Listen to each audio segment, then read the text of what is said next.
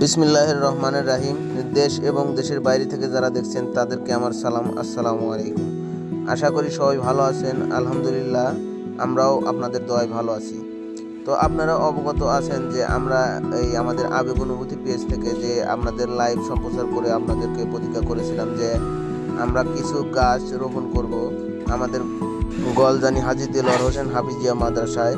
তো আমরা গাছ সিলেক্ট করার জন্য আমরা নার্সারিতে সবাই বন্ধু বান্ধব মিলে সবাই গিয়েছিলাম, যেহেতু আমরা গ্রামেই থাকি এবং যারা দেশের বাইরে থাকে আমাদের বন্ধু বান্ধব বড় ভাই, তারা আমাদেরকে এরকম মানবিক কাজ করার জন্য অনেক হেল্প করে থাকেন এবং আমাদের পাশে থাকেন। এখন থেকে আপনাদের কাছে একটা কথা ক্লিয়ার করে নিই, সেটা হচ্ছে যেগুলো মানবিক কাজ করে থাকি সেগুলো আপনাদের কাছে আগে যেগুলো আমরা করেছি আপনাদের মাধ্যমে, ওগুলো আমরা আসলে আর কি ভিডিওর মাধ্যমে এগুলো দেখানোর করি নেই, কারণ যে এটা অনেকেরই স্ট্যাটাসে লাগে কিংবা যাই হোক ইজ্জতের ব্যাপার। আর এখন থেকে যেগুলো ভিডিও আপনাদের মাধ্যমে উৎসর্গ করা হবে, আপনারা এখানে হেল্প করে থাকেন ডোনার হিসেবে, এগুলা আপনাদেরকে দেখানোর জন্য হলেও আমরা এই ভিডিওগুলো এখন থেকে যেটা করা দরকার সেটা করবো ইনশাল্লাহ। আর আমাদের প্রবাসী ভাই ব্রাদার যেগুলো বন্ধু বান্ধব বড় ভাই যারা থাকে, তারা আসলে খুবই হেল্পফুল। তাদেরকে যে কোনো কথা বললে তারা সর্বদাই চেষ্টা করে সেটা বাস্তবে রূপান্তর করার।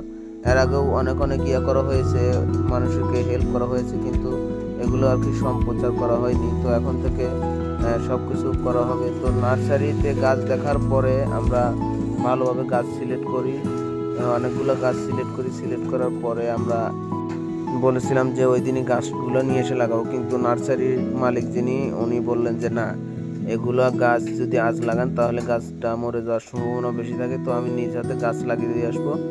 তো আমরা গাছগুলো সিলেক্ট করি এবং গাছে যে কোনো একটা চিহ্ন রোপণ করি, তো চিহ্ন দিয়ে চলে আসি আমরা। তো তারপরের দিন আকাশের অবস্থা ভালো না থাকার কারণে পরের দিনও গাছ নিয়ে আসিনি, তারপরের দিন এসেছিল গাছ নিয়ে।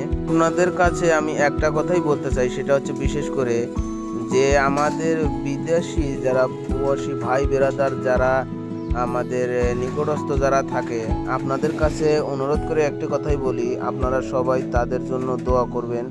আল্লাহ তাআলা যেন তাদের নেক হায়াত দান করেন এবং শরীর সুস্থতা দান করেন, সবসময় মানুষের বিপদ আপদে পাশে থাকতে পারেন, সেই দোয়া করবেন সবাই। আর প্রবাসী যারা থাকেন তাদের কাছে আমার বিনীত অনুরোধ, সেটা হচ্ছে আপনারা খুব সেফলিভাবে চলাফেরা করবেন, কারণ মানুষের যেহেতু আপনারা দূরে থাকেন, আপনাদের জন্য আমাদের অত্যন্ত খারাপ লাগে এবং যেহেতু একসাথে বেড়ে ওঠা কিংবা একসাথে হওয়া, আর এদের কিছু হলে আমাদের অনেক খারাপ লাগবে। তাই আপনারা যার যার নিজের সেফটি নিয়ে সবসময় চলাফেরা করবেন এবং দেখে শুনে থাকবেন।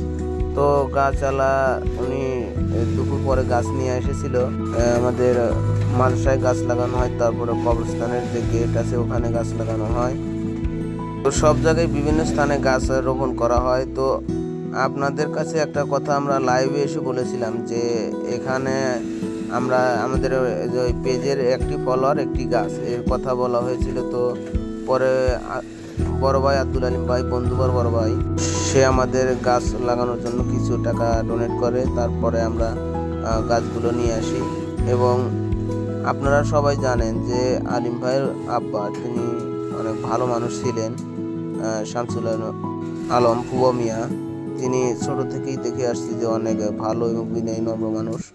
আপনাদের কাছে একটা রিকোয়েস্ট, আপনারা ফুবা মিয়ার জন্য দোয়া করবেন, আল্লাহ তাআলা যেন ফুবা মিয়াকে জান্নাত নসিব করেন এবং চলাফেরাতে যদি কখনো কারোর সাথে ভুল হয়ে থাকে আপনারা ক্ষমা সুন্দর দৃষ্টিতে দেখবেন। আপনাদের প্রতি রইল ভালোবাসা।